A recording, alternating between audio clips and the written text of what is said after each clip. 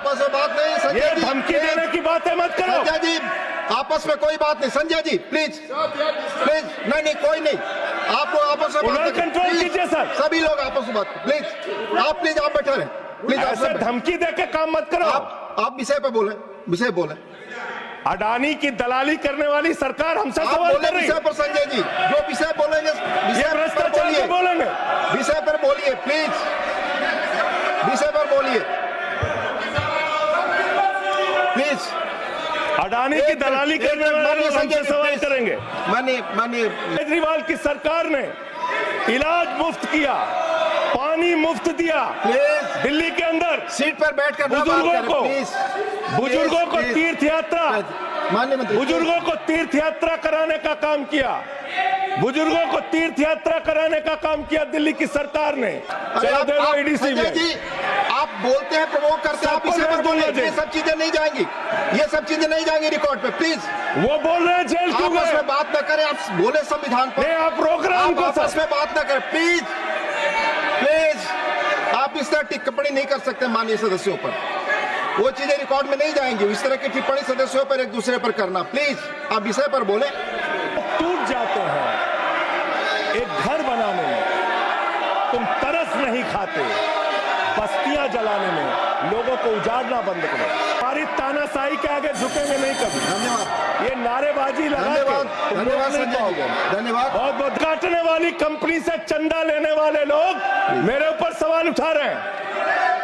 आपस में हमको अगर दर्शन करना होता है मान्यवर, तो हम काशी जाते हैं, महाकाल का दर्शन करने उज्जैन जाते हैं, प्रभु श्री राम का दर्शन करने अयोध्या जाते हैं। लेकिन भाजपाइयों को जब दर्शन करना होता है तो ये मस्जिद में भगवान का दर्शन करने जाते हैं, मस्जिद में भगवान का दर्शन करने जाते हैं। संसद को खोद दो, कम से कम प्रधानमंत्री की डिग्री मिल जाएगी, उसका तो पता चल जाएगा कहां है। संसद खोद दो, ये भारत खोदो योजना बंद करो, इससे देश का विकास होने वाला नहीं है। धन्यवाद मान्यवर, आपने इस महत्वपूर्ण विषय पे भारत के संविधान के 75 वर्ष पूरा होने पर जो चर्चा हो रही है, उस चर्चा में मुझे भाग लेने का अवसर दिया, मुझे बोलने का अवसर दिया। मान्यवर, बाबा साहब डॉक्टर भीमराव अंबेडकर जी ने जब भारत का संविधान लिखा तो हिंदुस्तान के सभी वर्गों के बारे में सोचा, सबके अधिकारों के बारे में सोचा, भारत कैसे तरक्की के रास्ते पे जाएगा, कैसे आगे बढ़ेगा, इसको लेके भारत के संविधान को बनाया उन्होंने। और उसमें एक एक करके जो संविधान की मूल आत्मा है वो मैं आपके सामने पढ़ना चाहूंगा कि उनकी मंशा क्या थी, हमारे संविधान की मंशा क्या है। संप्रभु राष्ट्र यानी ऐसा देश जो किसी दूसरे देश के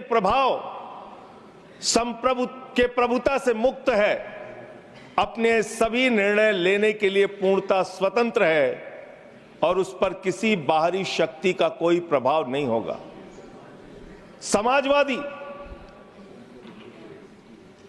समाजवाद एक ऐसा विचारधारा है जो ये मानती है कि समाज के सभी लोगों तक संपन्नता का हिस्सा पहुंचना चाहिए।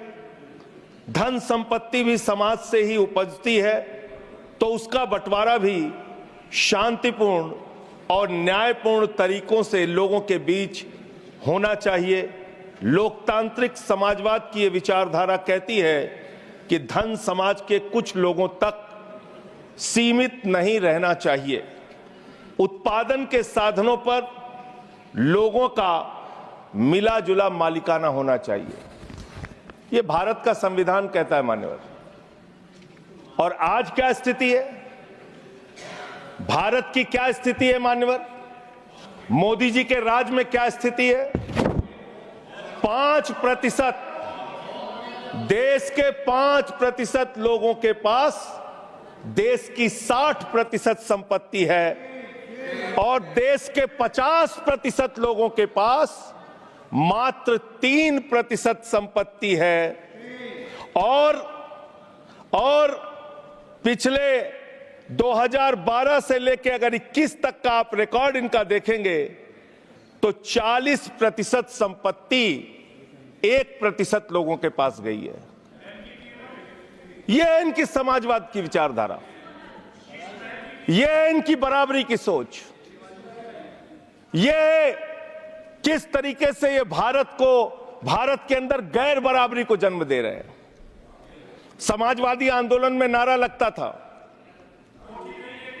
समाजवादी आंदोलन में नारा लगता था, जब तक दुखी इंसान रहेगा धरती पर तूफान रहेगा। नारा लगता था, रोटी कपड़ा और मकान मांग रहा है हिंदुस्तान। नारा लगता था, धन और धरती बट के रहेगी, भूखी जनता चुप न रहेगी। लेकिन आज भारत को इस हालत में इन्होंने पहुंचा दिया है मान्यवर, जहां पर 3% संपत्ति 50% लोगों के पास है और 5% लोगों के पास देश की 60% संपत्ति है। इसके आगे हमारा संविधान कहता है सेकुलरिज्म की बात, धर्मनिरपेक्षता, जिसका खुलेआम आप विरोध कर रहे हैं। ये एक ऐसी सरकार है, हमारे प्रधानमंत्री जी भारत के संविधान पे शपथ लेकर देश के प्रधानमंत्री बने। यहां पे बैठे हुए सांसद संविधान की शपथ लेते हैं, मंत्री संविधान की शपथ लेते हैं, लेकिन संविधान में लिखी हुई बातों को नहीं मानते। धर्मनिरपेक्षता से इनको मतलब नहीं है। हमको अगर दर्शन करना होता है मान्यवर, तो हम काशी जाते हैं, महाकाल का दर्शन करने उज्जैन जाते हैं, प्रभु श्री राम का दर्शन करने अयोध्या जाते हैं। लेकिन भाजपाइयों को जब दर्शन करना होता है तो ये मस्जिद में भगवान का दर्शन करने जाते हैं, मस्जिद में भगवान का दर्शन करने जाते हैं, मस्जिद में मंदिर खोज रहे हैं पूरे देश के अंदर। तो इसलिए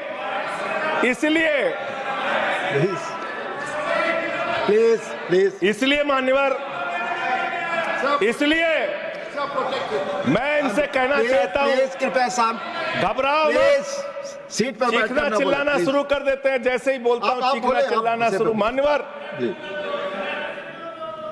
ये भारत खोदो योजना चला रहे देश में, भारत खोदो योजना।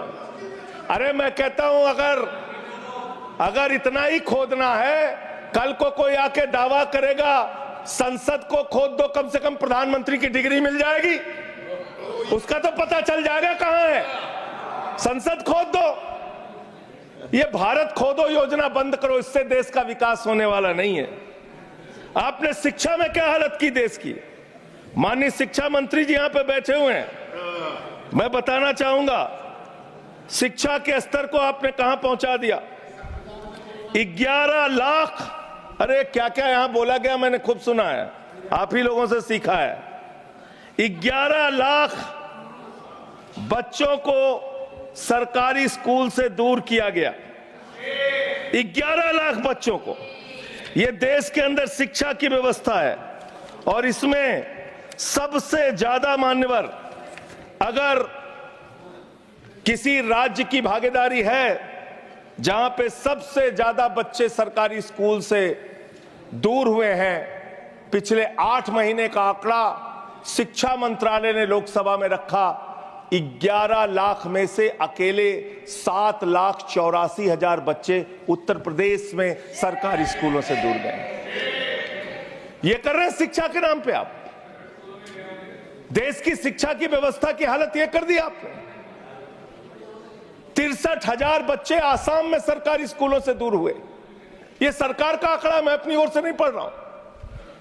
जब सरकार से पूछा गया शिक्षा पे कितना खर्च करते हैं, जीडीपी का कितना हिस्सा शिक्षा पे खर्च करते हैं, पिछले 3 वर्षों से भारत की सरकार जीडीपी पे 0.4% शिक्षा पे ऊपर खर्च करती है। और दिल्ली की सरकार, जहां अरविंद केजरीवाल की सरकार है, हम शिक्षा के ऊपर 25% बजट का हिस्सा खर्च करते हैं मानव। स्वास्थ्य के ऊपर दिल्ली के अंदर 13% हम खर्च करते हैं और भारत की हमारी सरकार जो अपने आप को कहती है मोदी जी की बड़ी योजनाएं हैं, बड़ी ताकतवर सरकार है, मात्र 2% स्वास्थ्य के ऊपर खर्च करती है। यह इस देश की हकीकत है। कैसे समानता आएगी? कैसे संविधान में लिखी हुई बातों की सुरक्षा हो पाएगी?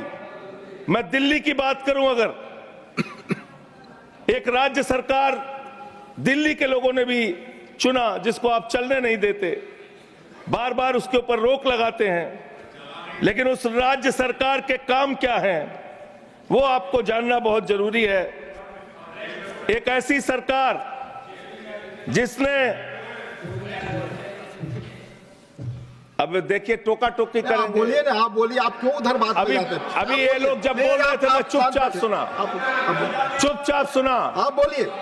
अगर जेल वेल की बात करोगे ना, जिस दिन सत्ता परिवर्तन होगा एक भी आदमी बाहर नहीं दिखेगा। फिर ऐसी आप बातें मत करो। आपस में बात नहीं संजय ये जी, धमकी प्लीज। देने की बातें मत करो। संजय जी आपस में कोई बात नहीं। संजय जी प्लीज प्लीज, नहीं कोई नहीं, आप लोग आपस में बात करें। कंट्रोल प्लीज, कीजिए सर। सभी लोग आपस में बात प्लीज। आप बैठे रहे प्लीज। ऐसे धमकी देके काम मत करो। आप विषय पे बोले, विषय बोले। अडानी की दलाली करने वाली सरकार हमसे आप सवाल बोले कर रही है। विषय पर संजय जी, जो विषय बोलेंगे ये विषय पर भ्रष्टाचार बोलिए, पे बोलेंगे। विषय पर बोलिए प्लीज, विषय पर बोलिए प्लीज। अडानी की दलाली करने वाले लोग हमसे सवाल करेंगे। मुझे लगता है कि संजय जी अपना आपा खो गए हैं और उन्होंने अपनी शब्दावली को ध्यान में रखना चाहिए, और ये जो उन्होंने शब्द वाक्य इस्तेमाल किया ये एक्सपंज होना चाहिए। प्लीज आप बोले, प्लीज प्लीज प्लीज बैठ। सर बोलिए, मैं दिल्ली के काम बता रहा हूँ। आप दिल्ली का काम बताइए। आपस में दिल्ली की टिप्पणी ना सरकार करें। ने क्या किया है मेरा सभी से संविधान की आग्रह है, रक्षा के आपस लिए? में टीका टिप्पणी ना करें। दिल्ली की सरकार ने क्या किया है इस देश के नागरिकों को मजबूत बनाने के लिए? दिल्ली की सरकार ने क्या किया है शिक्षा और स्वास्थ्य पे काम करने के लिए? दिल्ली की सरकार ने क्या किया है बाबा साहब के लिखे गए एक एक शब्द को जमीन पे उतारने के लिए? दिल्ली के अंदर शिक्षा में हमने 25% खर्च किया, स्वास्थ्य में हमने 13% खर्च किया, दिल्ली में हमने बिजली फ्री दिया। पूरे देश में पहली सरकार है जो बिजली फ्री देने का काम करती है। दिल्ली के अंदर केजरीवाल जी ने 200 यूनिट बिजली फ्री, 400 यूनिट बिजली आधे दाम पे दिया। दिल्ली के अंदर केजरीवाल की सरकार ने इलाज मुफ्त किया, पानी मुफ्त दिया। दिल्ली के अंदर सीट पर बैठकर बुजुर्गों को तीर्थ यात्रा, माननीय मंत्री, बुजुर्गों को तीर्थ यात्रा कराने का काम किया। बुजुर्गों को तीर्थ यात्रा कराने का काम किया दिल्ली की सरकार ने। दिल्ली की सरकार ने माताओं बहनों के लिए बस की यात्रा फ्री करने का काम किया। और अगली योजना आ रही है, दिल्ली में केजरीवाल मुख्यमंत्री बनेंगे, दिल्ली की महिलाओं को 2100 रुपए हर महीने उनके खाते में पहुंचाया जाएगा। हम महिला को सशक्त करेंगे, मजबूत करेंगे। संविधान पर भी जोड़िए उसको, संविधान पर बोलिए। संविधान पे बोलिए। हाँ, संविधान पर बोलिए संजय जी। संविधान के अंतर्गत मैं एक चुनी हुई सरकार के बारे में बोल रहा हूं। संविधान पर चर्चा हो रही है, दिल्ली मेरी में अपेक्षा होगी संविधान पे आप बोले और दिल्ली में, आप हाँ, बैठे रहे। मैं बोल रहा हूं, दिल्ली के अंदर 200 किलोमीटर के मेट्रो नेटवर्क को हमने 2015 से बढ़ाकर प्लीज स्पीक ऑन 450 किलोमीटर किया। संजय जी कॉन्स्टिट्यूशन पे बोलिए। सर उन्होंने अपने सरकार की उपलब्धि गिनाई, आपने उनको नहीं रोका। प्लीज, अगर हम दिल्ली में एक चुनी हुई सरकार के काम को बता रहे हैं, हम सबसे आग्रह कर रहे हैं अपने विषय पर बोलिए। जिस राज्य से मैं चुना गया हूं आपसे भी कर रहे हैं, उस राज्य में क्या काम हो रहा है, क्या ये देश, इनको दर्द क्यों हो रहा है? प्लीज विषय संविधान पर चर्चा, में तकलीफ क्यों हो रही है? संविधान पे चर्चा हर सदस्य से, इनको तकलीफ क्यों हो रही है? हर सदस्य से हम अपेक्षा करते हैं संविधान पर बोले। तो दिल्ली में प्लीज जेल 3 घंटे ईडी सीबीआई दे दो, सबको भेज दूंगा। चलो दे दो ईडी सीबीआई। जी आप बोलते हैं, प्रवोक करते हैं, आप इसे पर बोलिए। ये सब चीजें नहीं जाएंगी, ये सब चीजें नहीं जाएंगी रिकॉर्ड पे। प्लीज, वो बोल रहे हैं जेल क्यों आपस गए? में बात न करें, आप बोले संविधान पर। नहीं, आप रोक रहे हैं उनको। आपस में बात न करें प्लीज, प्लीज। आप इस तरह टिप्पणी नहीं कर सकते माननीय सदस्यों पर, वो चीजें रिकॉर्ड में नहीं जाएंगी। इस तरह की टिप्पणी सदस्यों पर एक दूसरे पर करना, प्लीज आप विषय पर बोले। सर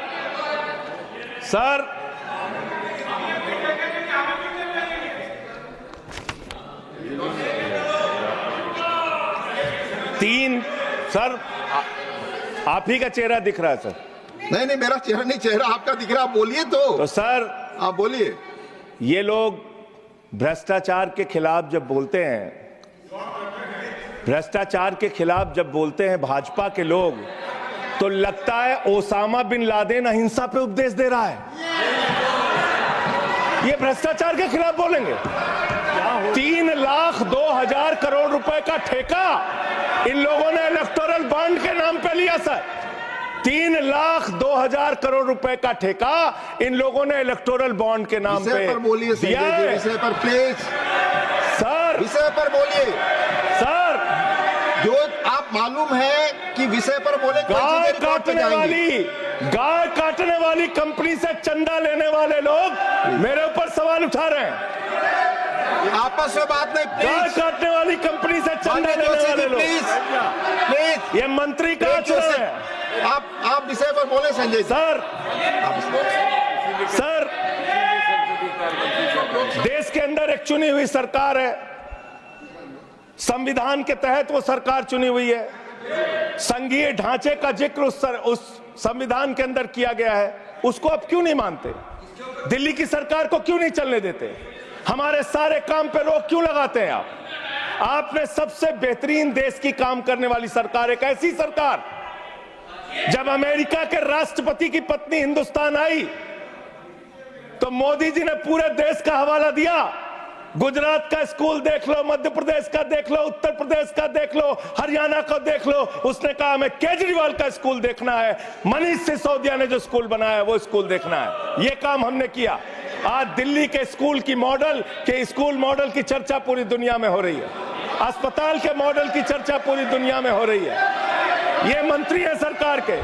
बच्चों शांत हो जाओ, बच्चों हल्ला मत करो, बच्चों शांत, बच्चों हल्ला मत करो, बच्चों शांत।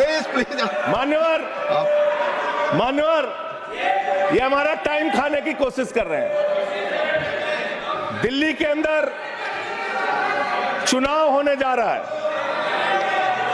चुनाव भारत के संविधान का एक बड़ा पर्व माना जाता है। संविधान ने हमें ताकत दी, अपने हिसाब से विधायक चुनिए, अपने हिसाब से सांसद चुनिए, वही मंत्री बनता है, मुख्यमंत्री बनता है, प्रधानमंत्री बनता है।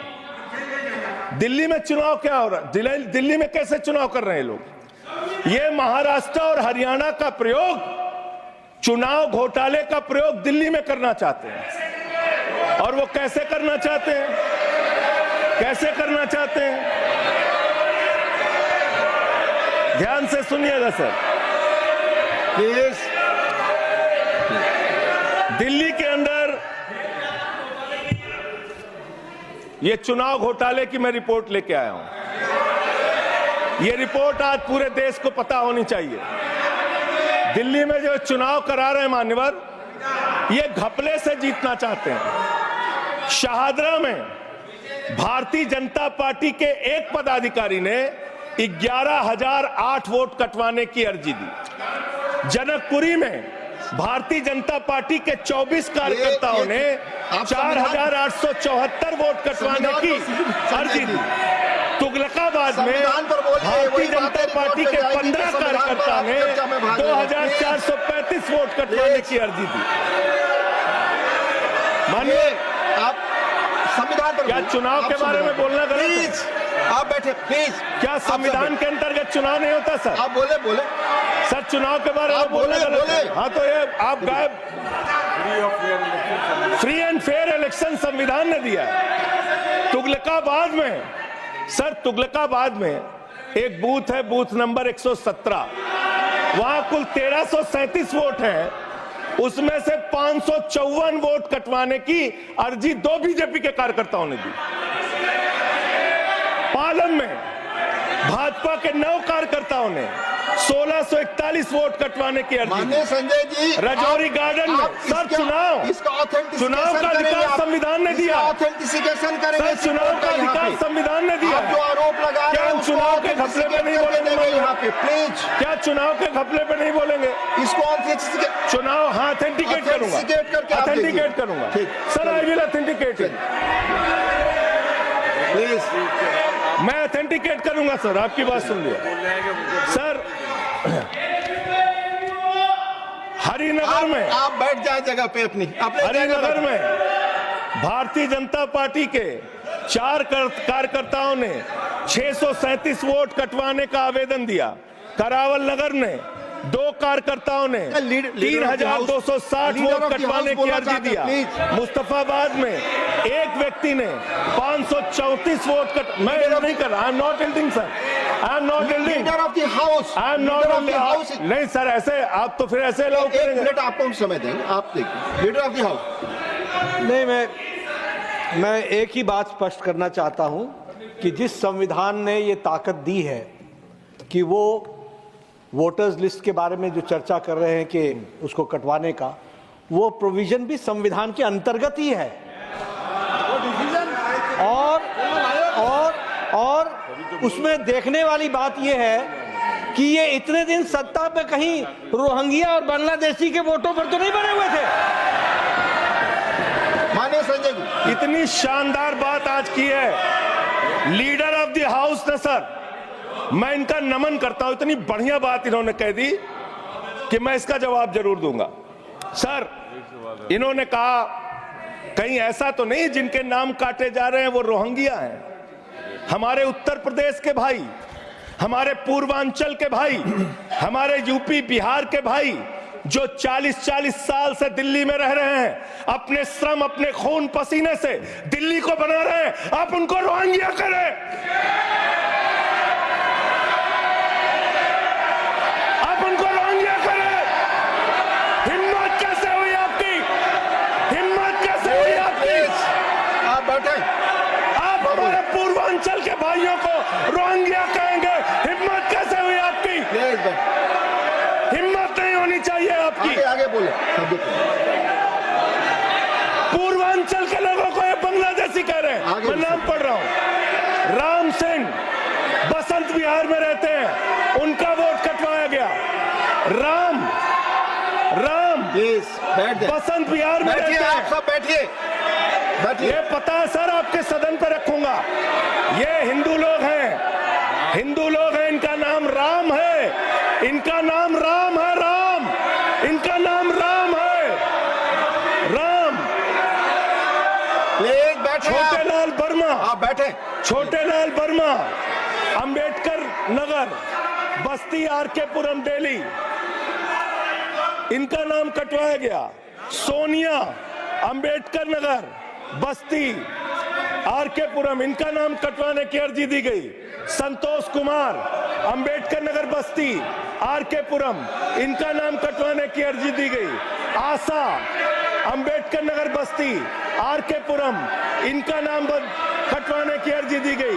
गीता, हरकेश, सुशील कुमार, नरेंद्र, सुमन, ये सारे नाम लेके आया हूं। ये हमारे यूपी के, बिहार के, ये दिल्ली में रहने वाले 40-40 साल पुराने रहने वाले लोग हैं। ये बांग्लादेशी नहीं है, ये रोहिंग्या नहीं है। इनको आपने रोहिंग्या और बांग्लादेशी कहा है। पूर्वांचल के लोग आपकी जमानतें जब्त कराएंगे दिल्ली के चुनाव में, देखना। सर, आप ही दिख रहे हैं, मेरी बात तो नहीं जा रही। आप ही बोल रहे हैं। सर, आपको मैंने नाम पढ़ के बता दिया। ये लिस्ट यहां रखूंगा और मैं चाहता हूं ये ऑथेंटिकेट करने के लिए आपने कहा मैं नाम दूंगा। इसकी उच्च स्तरीय जांच कराइए, कैसे इन लोगों के नाम कटवाने की अर्जी दी जा रही है। यही महाराष्ट्र में घोटाला किया इन लोगों ने, यही हरियाणा के अंदर घोटाला किया इन लोगों ने। ये चुनाव घोटाले से जीतना चाहते हैं। दिल्ली में ये चाल चलेगी नहीं, याद रखना। केजरीवाल और आम आदमी पार्टी यहाँ पे बैठी है। संविधान पर बोलिए। यहाँ पे ये चाल नहीं, संविधान पे बोल रहा हूँ। संविधान, ये चुनाव ही गड़बड़ कर देंगे। इससे आगे बढ़िए। चुनाव ही गड़बड़ करेंगे तो संविधान कहाँ से बचेगा सर? चुनाव ही निपटाने पे लगे हुए हैं ये लोग। सर, दूसरी बात हुई दलितों के अधिकार की और बांग्लादेशी घुसपैठिया। सर, पिछले 10 साल से हिंदुस्तान में किसकी सरकार है सर? क्या यहाँ पे ट्रंप की सरकार है? क्या ओबामा की सरकार है? यहाँ पे, यहाँ 10 साल से किसकी सरकार है? 10 साल से यहाँ पे महामानव की सरकार है। महामानव की सरकार सरकार है 10 साल से। मैं महामानव से पूछना चाहता हूं, नरेंद्र मोदी जी से पूछना चाहता हूं, अमित शाह जी से पूछना चाहता हूं, सीमा की सुरक्षा किसके जिम्मे है? अमित शाह के जिम्मे है। सीमा किससे लगती है? बांग्लादेश की, त्रिपुरा से लगती है, आसाम से लगती है, बंगाल से लगती है। कोई बांग्लादेशी त्रिपुरा से, बंगाल से, आसाम से, झारखंड पार करके, यूपी पार करके, बिहार पार करके दिल्ली कैसे आ गया? आप लोग घास छीन रहे थे क्या? आपकी सरकार घास छीन रही थी क्या? कैसे आ गए भाई यहाँ पे बांग्लादेशी? और 10 साल में 10 बांग्लादेशी घुसपैठिया दिल्ली से भगाया हो तो उसका नाम बता दो, उसका नाम बता दो। 10 साल में 10 बांग्लादेशी घुसपैठिया दिल्ली से भगाया हो तो उसका नाम बताओ ना। राजनीति क्यों करते हो? नरेंद्र मोदी का दोस्त अडानी बांग्लादेश को बिजली सप्लाई करता है, आप विषय पर बिजली सप्लाई करता है। प्रधानमंत्री पर आपने भारत की बिजली चोरी करके, भारत की बिजली चोरी करके बांग्लादेशियों का घर रोशन करते हो। संविधान पर बोलिए संजय जी, हमें ज्ञान बता रहे हो, प्लीज हमको ज्ञान बता रहे हो। हजारों करोड़ की बिजली चोरी करके झारखंड की बिजली, सर आप ही आ गए सर, मेरा तो नाम गायब हो जाता हूं मैं।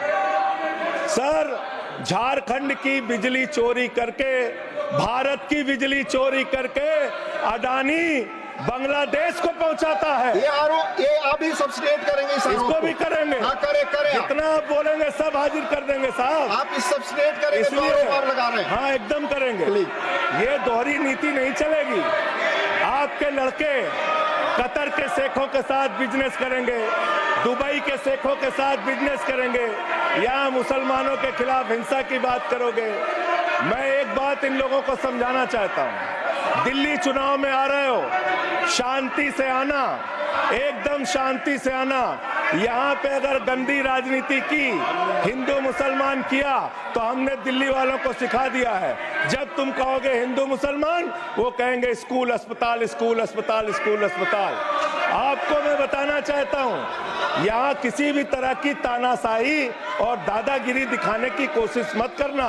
दिल्ली का चुनाव मुद्दों के ऊपर लड़िए, चुनाव का घोटाला मत कीजिए। चुनाव हार रहे हो तुम 3 बार से, तो तुम सोच रहे हो वोटर लिस्ट में गड़बड़ी करा देंगे। इससे काम नहीं चलेगा सर। हम काम की बात करते हैं, दलितों के अधिकार की बात यहाँ पे हुई, दलितों के अधिकार की बात। मान्यवर एसटी, एससी, ओबीसी, ये 3 कैटेगरी, एसटी, एससी, ओबीसी, ये तीन कैटेगरी में भारत सरकार के अंदर ज्वाइंट सेक्रेटरी लेवल पे और सेक्रेटरी लेवल पे 322 अधिकारी हैं। और सरकार का आंकड़ा है, मेरा नहीं। ये क्या कह रहे हैं? ये कह रहे हैं दलित, एससी कैटेगरी के अनुसूचित जाति 16, एसटी 13, 39 ओबीसी और 254 जनरल कास्ट के लोग हैं। ये आपका दलितों, पिछड़ों और आदिवासियों के प्रति न्याय है। ये कर रहे हैं आप उनके साथ। लेटरल एंट्री के जरिए आप दलितों, पिछड़ों, आदिवासियों का आरक्षण खा रहे हैं। आप आईएएस की नौकरी में बहुत सारे बच्चे, 125 बच्चे हैं सर, जिनको इन्होंने क्रीमी लेयर के नाम पे आईएएस, पीसीएस, आईएफएस बनने से वंचित कर दिया। ये इनका इतिहास है। ये कर रहे हैं दलितों के साथ सर। मंदिरों में घुसने नहीं देते। इनकी मानसिकता ये है, इनकी मानसिकता ये है। इन्होंने अयोध्या में मंदिर का शिलान्यास किया। उस समय हमारे प्रधानमंत्री गए, मुख्यमंत्री उत्तर प्रदेश के गए, राज्यपाल भी गई। उस समय के राष्ट्रपति रामनाथ कोविंद जी को नहीं बुलाया इन्होंने। मंदिर के उद्घाटन में इन्होंने श्रीमती द्रौपदी मुर्मू जी को नहीं बुलाया, क्योंकि वो दलित समाज से थे, ये आदिवासी समाज से हैं। आपकी मानसिकता ये है। 100 वर्ष हो गए आरएसएस को, एक भी दलित, पिछड़ा और आदिवासी आज तक आरएसएस का प्रमुख क्यों नहीं बना? इसका जवाब दो, इसका जवाब दो। आप नफरत करते हैं दलितों से, पिछड़ों से, आदिवासियों से। ये आपकी मानसिकता है। इसलिए आगे कॉन्स्टिट्यूशन पढ़ता हूं सर, आगे क्या लिखा हुआ है? आगे लिखा हुआ है डेमोक्रेटिक, लोकतांत्रिक, भारत देश की जनता अपने प्रतिनिधि खुद चुनती है। वोट के माध्यम से सभी के वोटों का महत्व बराबर है। जनता के द्वारा जनता का प्रतिनिधि चुना जाता है। जनता के द्वारा जनता का प्रतिनिधि चुना जाता है। उसके बाद चुनने के बाद सरकार बनती है और आप लोग खरीद फरोख्त करके, संविधान को तार तार करके, लोकतंत्र का गला घोट के महाराष्ट्र में सरकार गिराते हो, कर्नाटक में सरकार गिराते हो, मध्य प्रदेश में सरकार गिराते हो, उत्तरांचल में सरकार गिराते हो, अरुणाचल में सरकार गिराते हो। पूरे देश में तोड़ फोड़ खरीद फरोख्त करके सरकारों को गिराने का काम करते हो। इसीलिए मैं कहता हूं, जब ये लोकतंत्र के बारे में बोलते हैं, संविधान के बारे में बोलते हैं, हम लोग यहाँ विपक्ष की तरफ से खड़े होते हैं, चीख रहे हैं, चिल्ला रहे हैं, सोच रहे हैं इनसे डर के चुपचाप बैठ जाएंगे। एक बात याद रखना, ये देश बाबा साहब के संविधान से चलेगा, किसी मोदी और अमित शाह के फरमान से नहीं चलेगा। याद रखना, इसको याद रखना।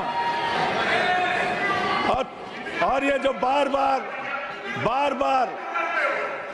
बार तुम्हारा गठबंधन ईडी से है, ईडी से तुम्हारा गठबंधन, सीबीआई से तुम्हारा गठबंधन, यहाँ इंडिया गठबंधन है, वहां ईडी गठबंधन है, ईडी गठबंधन है, ईडी गठबंधन। मान्यवर भ्रष्टाचार की बात मैं करूंगा। भारत के प्रधानमंत्री, जिन्होंने देश के बड़े बड़े फैशन डिजाइनरों को भी फेल कर दिया, इतना सज के चलते हैं, इतना सज के चलते हैं सर। प्रधानमंत्री इटली का चश्मा, आप जानते हैं, इटली की घड़ी, आप ये सब चीजें नहीं जानते। यहाँ हमारे नेता पे टिप्पणी हो रही है, आप नहीं बोल रहे हैं। आप नहीं बोल सकते। हमारे नेता पे टिप्पणी हो रही है, आप नहीं बोल रहे हैं। प्रधानमंत्री पर आप टिप्पणी नहीं कर सकते। हमारे नेता पे केजरीवाल पे टिप्पणी हो रही है, आप नहीं बोल रहे हैं। आप please speak on the subject. हमारा टाइम बचा है सर। हाँ, तो आप बोले सब्जेक्ट पर बोले, सब्जेक्ट पे बोल। हाँ, ये टिप्पणियां नहीं जाएंगी आपकी रिकॉर्ड पे। सर बच्चों शांत हो जाओ, बच्चों शांत हो जाओ, स्पीक, बच्चों शांत, प्लीज स्पीक, बच्चों शांत हो जाओ बच्चों। मानवर, न्याय की बात, भारत का संविधान सभी नागरिकों को सामाजिक, आर्थिक, राजनीतिक स्तर पर न्याय देने का वादा करता है। ये न्याय दे रहे हैं भारत के लोगों को सर, ये न्याय कर रहे हैं भारत की जनता को, ये न्याय दे रहे हैं। आज चुनी हुई सरकारों को प्लीज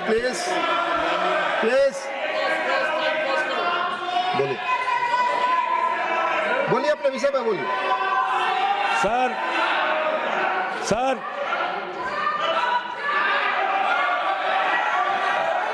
ये अगर यहाँ नारा लगाएंगे, आप इनको रोक नहीं रहे हैं। मैं बोल रहा हूँ उनको भी और आपको भी। वो नारे लगा रहे हैं, आपने शुरू किया।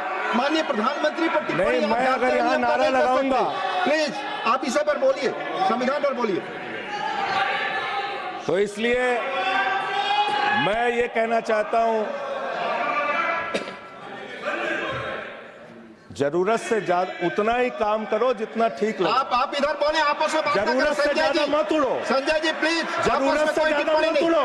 संजय जी आप गली में शोर है, संजय जी नरेंद्र मोदी चोर है, कोई बात रिकॉर्ड पे नहीं जाएगी, नरेंद्र मोदी चोर है, कोई बात रिकॉर्ड पे नहीं जाएगी। No, not go please, it will not go on the record. नहीं, मैं please go back to your seats.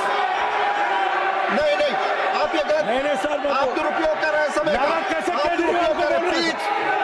Kejriwal को कैसे बोल रहे हैं? आप सब पीछे जाए, आप प्लीज, आप पीछे जाइए, प्लीज नागर जी, प्लीज आप पीछे जाइए, आप पीछे पर बोलिए। इनको चुप कराइए सर।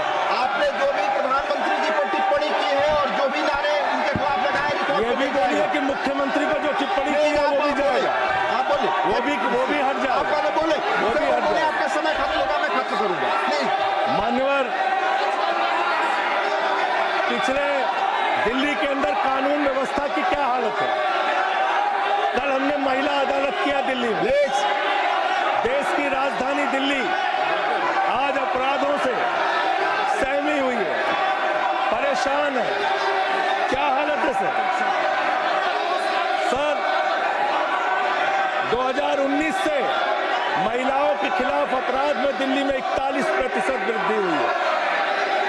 14,000 महिलाओं के खिलाफ अपराध, हिंसा का अपराध, बलात्कार का अपराध 1 साल के अंदर हुआ है। हर दिन दिल्ली के अंदर 3 से 4 रेप की घटनाएं हो रही हैं और 2019 से 3500 रेप की घटनाएं हुई और प्रतिदिन दिल्ली में 5 से 6 महिलाओं को असॉल्ट किया जाता है। ये आंकड़े हैं सर। 11 महिलाएं और बच्चियां प्रतिदिन किडनैपिंग का शिकार होती है दिल्ली में। ये दिल्ली की हकीकत है।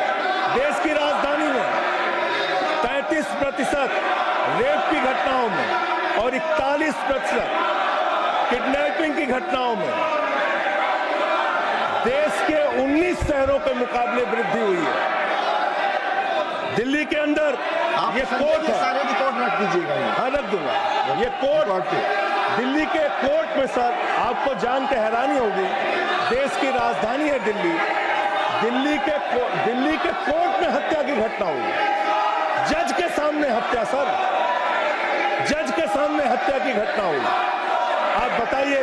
प्लीज ये नारे न लगाए, रिकॉर्ड पे नहीं जाएगा आपके नारे। प्लीज कृपया नारे न लगाएं आप प्लीज।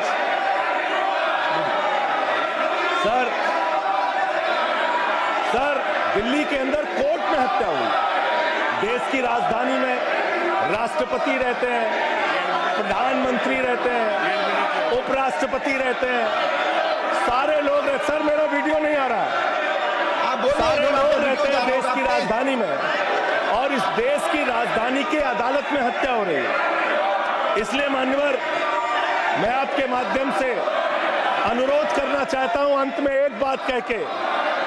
आज जब मैं आ रहा था, काशी लंका में रेहड़ी पटरी वालों की दुकानें तोड़ी जा रही हैं, गरीबों को उजाड़ा जा रहा है। जिस राजधानी दिल्ली में हम लोग रहते हैं सर, झुग्गी बस्तियों को तोड़ा गया, झुग्गी बस्तियों को उजाड़ा गया और हर साल का आंकड़ा है, मैं आपके सामने रखूंगा। मेरा आग्रह होगा प्लीज अपने सीट पर जाएं। मान्यवर, प्लीज मान्यवर, एक बशीर बद्र की लाइन है, लोग टूट जाते हैं, लोग टूट जाते हैं। बस खत्म हो रहा है। लोगों के घर उजाड़े जा रहे हैं सर। फिर आप ही का चेहरा आ रहा है सर। गरीबों को घर उजाड़ा जा रहा है दिल्ली में। बशीर बद्र की एक लाइन के साथ अपनी बात को खत्म करूंगा। लोग टूट जाते हैं एक घर बनाने में, तुम तरस नहीं खाते बस्तियां जलाने में। लोगों को उजाड़ना बंद करो। तुमने अयोध्या में उजाड़ा, तुमने काशी में उजाड़ा, तुमने दिल्ली में उजाड़ा। ये बुलडोजर राजनीति से देश का भला होने वाला नहीं है। ये चीखने चिल्लाने से कुछ नहीं होने वाला है और तुम्हारी तानाशाही के आगे झुकेंगे नहीं कभी। धन्यवाद। ये नारेबाजी लगा के तुम लोग नहीं पाओगे। धन्यवाद, बहुत बहुत धन्यवाद। धन्यवाद। प्लीज माननीय लीडर प्लीज। मिल्क टाइम्स को जारी रखने और मजबूत बनाने के लिए हमारी आर्थिक सहायता कीजिए। ये एक आजाद मीडिया हाउस और कमजोरों की आवाज है। आप हमें देखें, सुने, पढ़ें और हर महीना ज्यादा नहीं, सिर्फ 100 रुपये से मदद करें। डिटेल्स डिस्क्रिप्शन में मौजूद है।